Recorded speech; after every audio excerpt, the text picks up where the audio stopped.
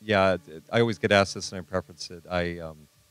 Quick background: I launched a company called TuneCore, and it became the largest music distribution company in the world, uh, distributing more music by more artists than any other entity on the planet. They earned over $500 million. Basically, became the size of EMI in 3 years in regards to digital music sales. And a couple of years ago, launched something called Global Publishing Administration, which was the last time I was here, where we talked about the 6 legal copyrights you get and how you make additional money as the songwriter. In July of last year, I was thrown out of my own company along with the 2 other founders. So it's now what I'll call a bad cover band without a heart. It's really upsetting. That being said, it's been an interesting journey since I've left there, which ties into this, which is YouTube, which to me is really interesting. And along the way, if you have any questions, please feel free to ask. I hate standing still, but I think I have to because of the lighting, right? So I won't be paid if I just go up and down. That's fine. What's interesting is before I even get into YouTube, your money, and how to get it and why you've earned it, it's interesting to think about how all this came about, right? So traditionally, you record music, you write a song, and you record it. And that piece of recorded music has 2 copyrights in it. And one is for the recording of the song. So let's go to Arista Records. They hire Whitney Houston to sing a song. And when they're done, the recording of the song is owned by Arista Records. That's one of the copyrights. The second copyright is owned by the person that wrote the lyrics and the melody to the song. And in this case, it's actually, you guys know who? Dolly Parton. Dolly Parton wrote the song, I Will Always Love You. So Arista Records hired Whitney Houston to sing Dolly Parton's song, and when they're done, they have a recording. That recording has 2 copyrights in it, one for Arista Records for the recording, and one for Dolly Parton for the lyrics and the melody. If you're curious, the lyrics and the melody are represented by a C with a circle around it, and the recording is represented by a P with a circle around it. The P stands for phonogram, and the C stands for copyright. So those are the 2 pieces of copyright in every piece of recorded music. They're joined at the hip, but they also kind of work differently. And traditionally, what we did as a music industry is we would exploit the copyright. We'd find ways to make money for the people that own those copyrights off of it. And the way we traditionally did it in the music industry would be by selling pre-recorded music. You'd walk into a record store, you'd buy a CD or a piece of vinyl. You just bought it as a consumer, ka-ching, and that generates revenue for the people that own the copyrights. So what we had were consumers were going out and they'd buy pre-recorded music, myself included, and we go home and we listen to it after we got it, and that was basically it. That's what we would do with it, aside from the occasional mixtape to try to get someone to sleep with you. So, come on. So that's what we would do with copyright, is we would exploit it, license it, manufacture it, get people to buy it. And then the other way copyright traditionally would be exploited would be we'd listen to it on AM/FM radio and it would appear on television, and that generated some revenue as well, primarily for the person that wrote the song, the Dolly Parton, not for Arista Records. Well, consumers changed the way they began to get music, right? I mean, we all stopped sort of beginning to buy physical, and at one point sort of shifted into buying downloads, which was still buying pre-recorded music. So the same sort of concept still applied. You'd make money when the thing was bought, and it would get split between the person that wrote the song and the person that owned the recording of the song. By the way, the person that wrote the song, I call it the lyrics and melody. It's also known as the composition. That's the industry jargon for it. And if you represent the rights to the lyrics and melody exclusively, the administrative rights to that, it's called publishing. That's what music publishing is, which is just a word. There's nothing about it that's legal. You could say bananas. It doesn't matter what you call it. So people began to shift the way they got music from buying pre-recorded on vinyl and CD into downloading. Then what happened is we began to move into streaming.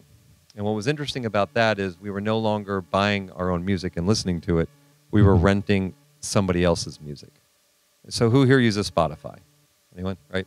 What you're doing is you're paying Spotify a fee, or advertisers are paying Spotify a fee on your behalf to rent access to their music collection. So all you're doing is you're borrowing your friend's music collection. It just happens to be everything in the world and available 24/7, etc. But you're renting someone else's music collection, and when you stop paying them a fee, you no longer have access to that music collection, right? But what was interesting about that is you had this dynamic shift in the way money was being generated. It used to be money was generated when the thing was bought. The physical product was purchased. It was this one-time transaction. You bought it, And Walmart, Tower Records, Virgin Megastore, you know, Amoeba, whatever it might be. 1698, exchanges over the counter. That was it. That was the economic transaction. That was the whole 9 yards. And what would happen is the store would take a piece of that, and then they would pass the rest of the money back to the distributor, who would take a piece of that, who would pass it back to the record label, who would take a piece of that, who would give it back to the artist if they were recouped, who would take a piece of that, and some portion would get paid to the songwriter, the Dolly Parton, as well, for the manufacture of the CD. With streaming, you get paid not when you buy it, but every time you listen to it. And that's what's radically different. I mean, one of my favorite Beatles songs is Paperback Writer. The guitar tone in that song is insane. I don't know how the fuck they did that. But every single time I listen to that song now, every single time, the entity that controls the rights to the recording of the song and the entity that controls the rights to the lyrics and melody, one or two entities or however many, get paid. Every single time. Think how many times you listen to your favorite song. Right? So the question that's out there in the marketplace for artists, well, is there going to be enough money for artists on streams? Will the number of times a song gets listened to end up equaling more or equal than how much the artist used to make when the pre-recorded music got sold? It's actually a loaded question because the majority of the world's artists never made a freaking penny off of the sale of pre-recorded music, and everyone seems to forget that most artists were never allowed in because you had A&R people, and of those artists that were allowed into major record labels, 98% of them failed, and of the 2% that succeeded, less than 0.5% ever received a band royalty, ever. So when you hear people complaining, and some industry professionals complaining, it's a bit disingenuous because we've never had a world of nirvana, no pun intended, where artists were just swimming in cash. I mean, we had Madonna, U2, and you kind of run out very soon thereafter, right? Most artists just didn't make it. So we've never had this world of fabulously wealthy artists. It never existed. Anyway, so that's the question, right? Will streaming sales offset pre-recorded music sales? And if you can remove a middleman, right, instead of the artist going to the record label to get into iTunes, it sells, iTunes pays the record label, they pay the artist, you've just inserted a middleman, and that middleman is taking a piece of the money. If you're going directly from here to the artist, how does that impact things? Well, this is kind of funny. Take a full-length album. Back in the old days of Tower Records, it was for sale for $16 or $17.98 on the shelf of Walmart. Right? When that album sold, how much do you think the band earned as a band royalty? Guess. But penny rate, guess. Off of $17.98, just throw out, so it's fair. 10% off of $17.98, $1.70. Little high, around $1.40 to $1.70, so more or less right. Right? So that what would happen is it would sell, but the band would be recouping an advance given to them, so they would never get the $1.70. Now, let's go to iTunes. You sell a song for 99 cents. Stephen, how much do you make on a 99 cents download in iTunes? All right, 70 cents. You sell 2 songs, you made $1.40. That's as much money as you would make on selling a $17.98 list price CD in Walmart. And you're not unrecouped, so it flows right back to you.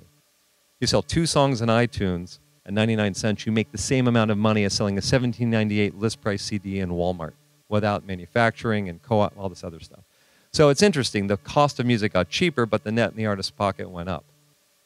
Now we're getting over to streaming. Okay, so let's get back to streaming. So people are now paying to gain access to other people's music collections and stream it on demand. And every time they do that, the person that wrote the song and the person that owns the recording of the song are supposed to get paid. And they're fractions of pennies. But the really interesting thing on top of that is there's been a radical shift in what people do when they get music. When I used to get music, I usually did one thing with it. I either made the aforementioned mixtapes or I would just listen to it. Now when consumers get music, they actually use it. Right? And they use it to put in YouTube videos. They use it to put on their blog. They use it to file share. They use it for scan and match. They use it to instant message. They actually create another piece of copyrighted protected property, someone using this other person's pieces of copyright protected property. They use music, and they're not supposed to, according to the way copyright law works. You're not supposed to take my song and my recording and stick it into a video. You need a license for that. That's the way this industry works. You can't do that. So we're the Recording Industry Association of America, so we're going to sue your ass and stop you from doing it. Because who the hell are you to do this with our copyrights? And that's what that's all about, by the way. It's stopping other people or entities from using copyright. You can't do that. So let's alienate our consumer base and sue them. Anyway, along the way, the United States government said, wait a second, we got this new thing called the internet. And we don't quite know how this thing's going to pan out. And what we don't want to do is stifle it from growing into whatever it's going to become. Because if we do that, it'll never become this thing that could be great. So we want to have a way to protect them while simultaneously protect the copyright holders. And one of the ways we can do that is by creating something called the Digital Millennium Copyright Act. And what we're going to do is put something there called the Safe Harbor provision. So safe harbor is you're a boat on a choppy sea, and you can pull into a little harbor, and the sea's not choppy, right? What the courts decided and what the government decided and passed legislation, the law around this is, if you're a website like YouTube, tail end of a cold, and you have a video on YouTube, and that video has music in it, and there hasn't been a license issued to YouTube from Arista Records, as an example, we don't want YouTube to be sued into oblivion. So what we're going to do is say, YouTube, we're going to protect you from having your ass handed to you. What we're going to do is put the burden on Arista Records to go and find their video, their copyright being used in your videos on YouTube. And when they find it, they have to notify you, and then you'll have to take it down. If they do that, you can't be sued. It's called the Safe Harbor provision. And this is why YouTube is continuing to grow and has been able to grow, and other websites. If users, this person right here, goes to YouTube, uploads a video, YouTube has no idea what's in your video. It turns out it's got the Beatles in it, right? What happens is EMI Records finds it on YouTube, says, YouTube, you can't have Beatles in his video. YouTube takes it down. That makes sense?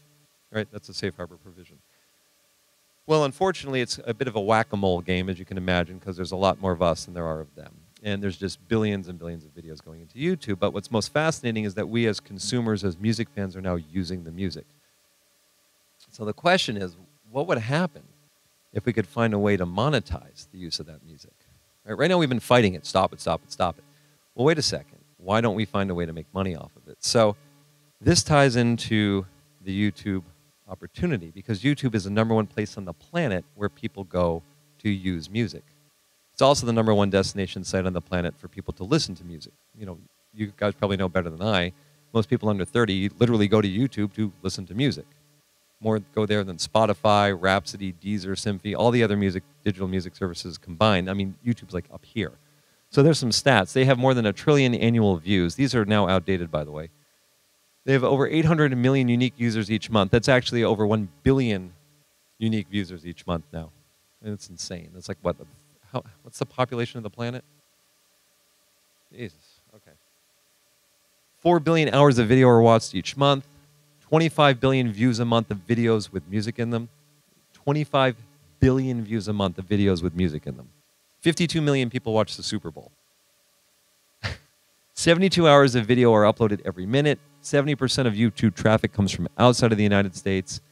And as far as how it makes money, literally what they do is they put advertisements on their videos. That's it. They either put an ad on top of it with text or a banner, or they put an advertisement before it, in the middle, or at the end of it with a video commercial. That's it.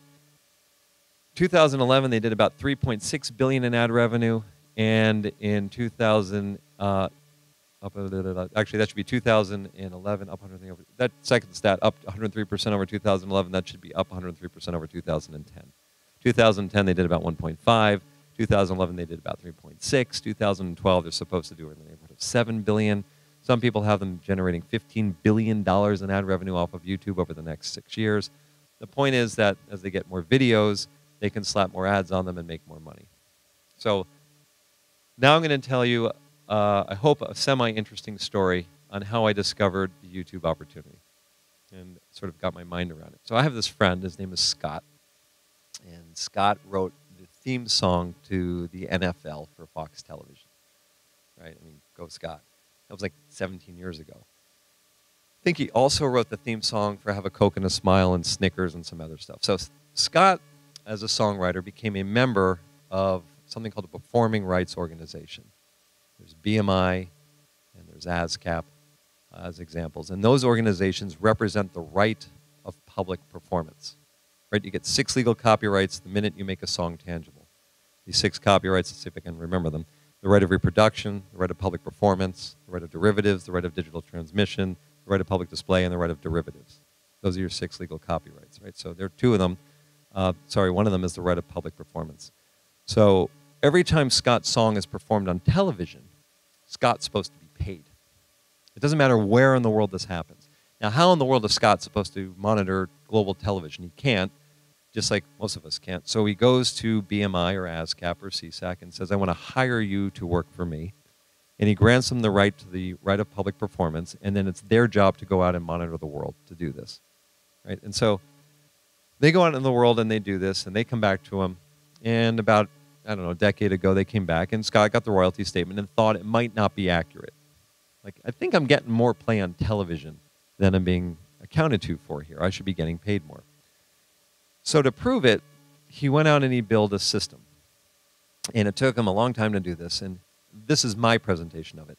He created a giant TiVo, or DVR, where he literally now records in 14 countries, 355 network broadcast television stations, and records what they broadcast 24 hours a day, 7 days a week, every microsecond, onto a freaking hard drive.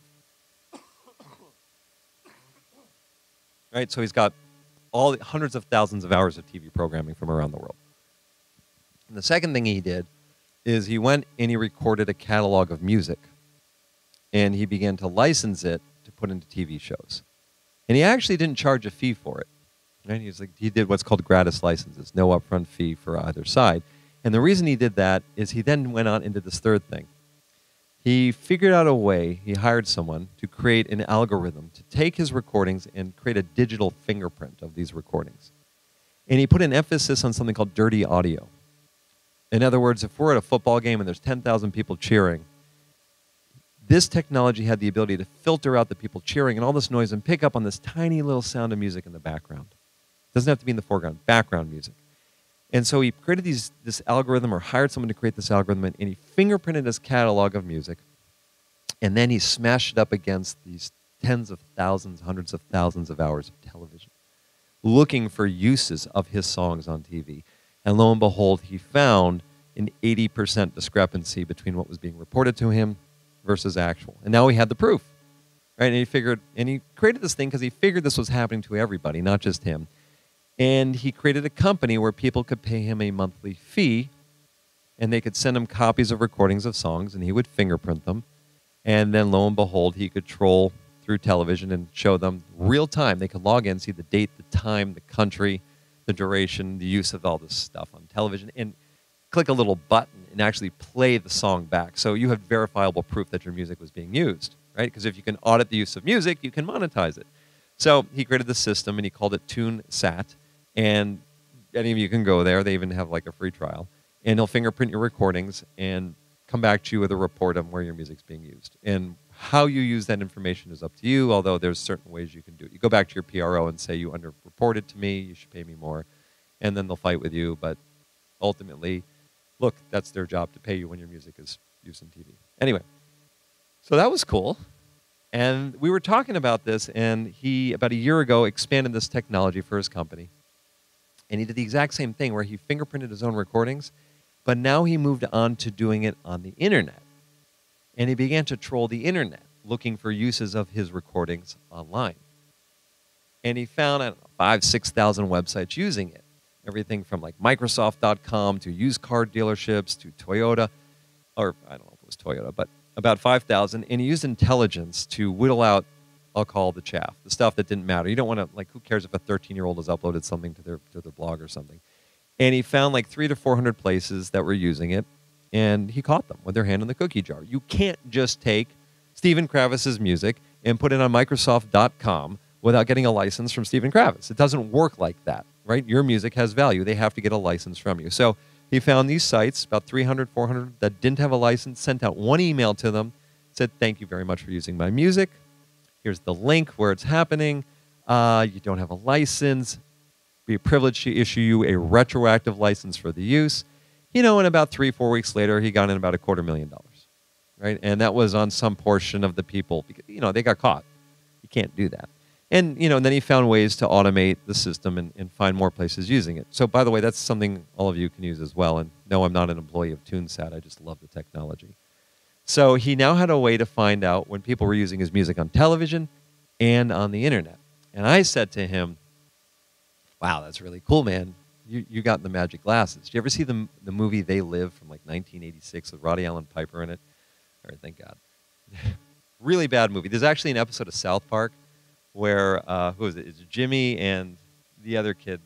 You get into a fight, and it's a frame-by-frame recreation of this fight from this movie where Roddy Allen Piper's trying to get this other guy to put on these glasses. And the reason why he's trying to get him to put on the glasses, and when you put on the glasses, you can see who's an alien and see the subliminal messages. Well, to me, TuneSat is the magic glasses.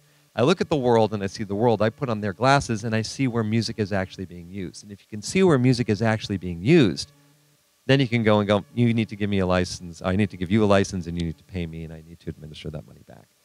So I asked him, do you also troll through YouTube since you're on the internet? He said, yeah.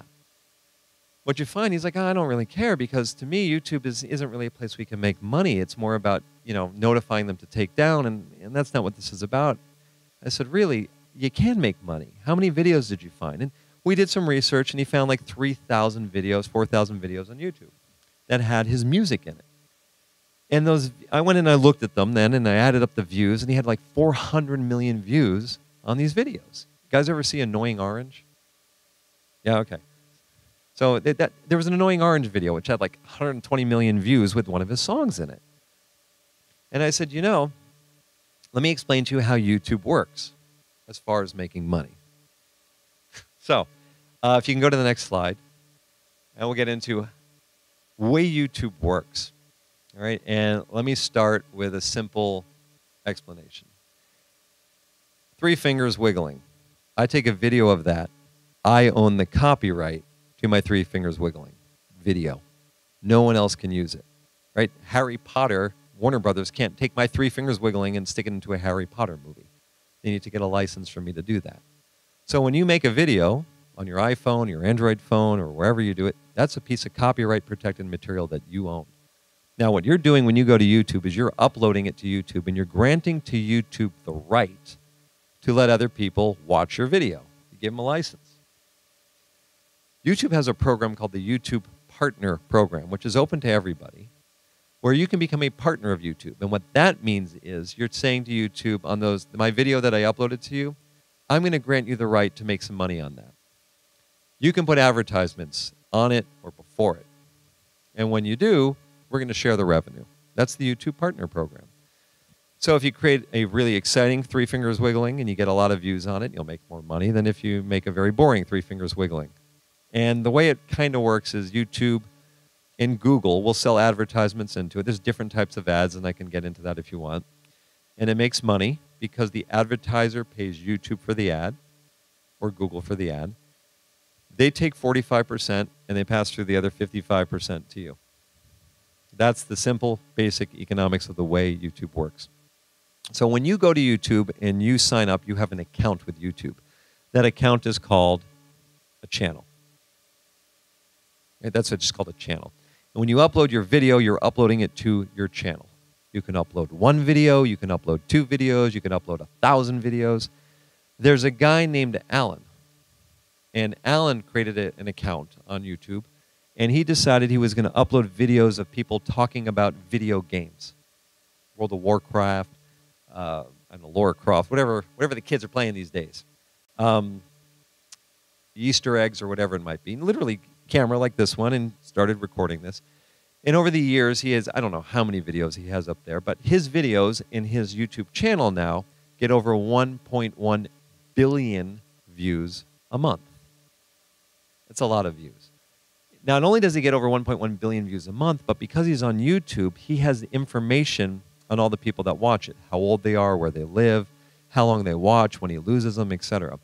And if you get to the point where you get enough people watching your videos in your channel on YouTube, and you're a partner of YouTube, you can approach YouTube and go, you know what? Right now, you're selling my inventory. I've created it, I'm going to use metaphorically, I've created a TV show. Here it is on YouTube, and you're selling ads into it. I want to sell some of those ads myself. So let's get into the money. Your 3 fingers wiggling, you upload it. Not many people are going to watch it. Maybe you're doing 30 cents to $1 per 1,000 views. As more and more people watch it, you get 100,000 people a month are watching the videos in your channel. 200,000, 10,000, pick your number. The numbers can go up because you're more popular. More popular TV shows, more popular channels make more advertising money, right? If you got a popular video, it's like a hit TV show for its 20 seconds. So the ad revenue can move from 50 cents to $1 per 1,000 views. It's called a CPM. $2, $3, $4, $7, $8, $9. If you're getting a billion views a month, you're in the, like $5 to $12 range on each one of these videos. It can get really high. But what you can also do is you can take some percentage of your monthly views and you can package them together.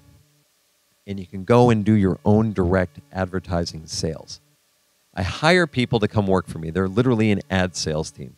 And I get a contract with YouTube and say, I want to do some of my own direct ad sales. Instead of you selling ads into my videos, I want to do it. And I go and I approach New Line Cinema because they've got the new Spider-Man movie coming out. And I have all these people that watch my reviews of the Spider-Man video game over here. And I know the 13 to 25-year-old males that live in the northeastern part of the United States or whatever it might be. And I can go to New Line Cinema and I can say, I've got your demographic. I can prove it. They're watching my freaking videos. This is who you're trying to reach. So I want to charge you $30, $40, $50 per 1,000 views. And you know what? New Line Cinema is going to pay it.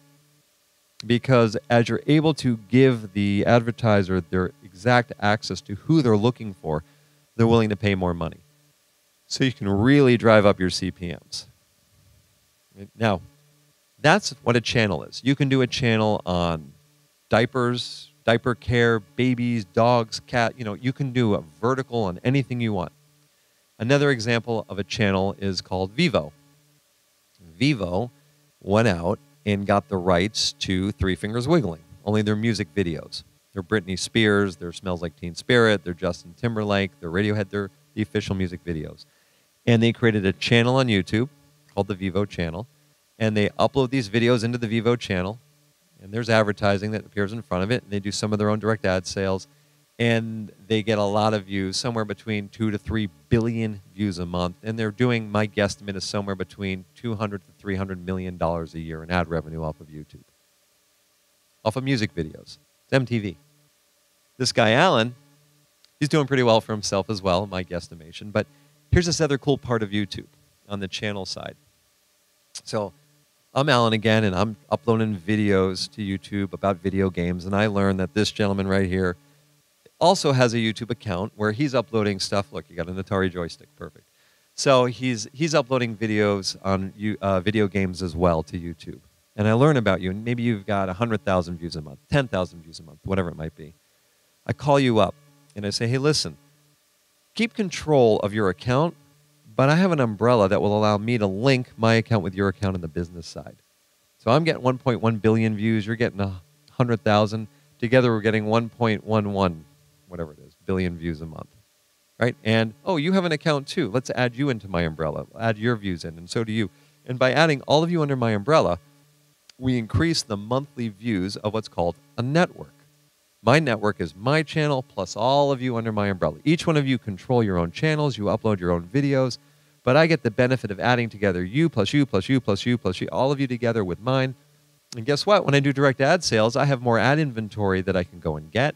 I can raise the amount of money that you're making. I'll give you access to tools to make more videos. I'm a big deal with YouTube, so if there's any problems, I can deal with it. I can teach you best practices. And that's what's called a multi-channel network, MCN. So you might have heard this, you might not have, but this is what a multi-channel network is. And this is right now all the rage out there. You've got companies like Maker Studio. God, there's a whole bunch of them. Big Frame. I'm forgetting off the top of my head. And what they do is they create their own content, and then they find other people that are also creating content in those areas, and they network them all together, and they aggregate all these views, and they drive up the ad revenue, and then they do direct ad sales, and I put that dude to sleep. And I have to totally go over there and take off my shirt. And this is how they're trying to make money.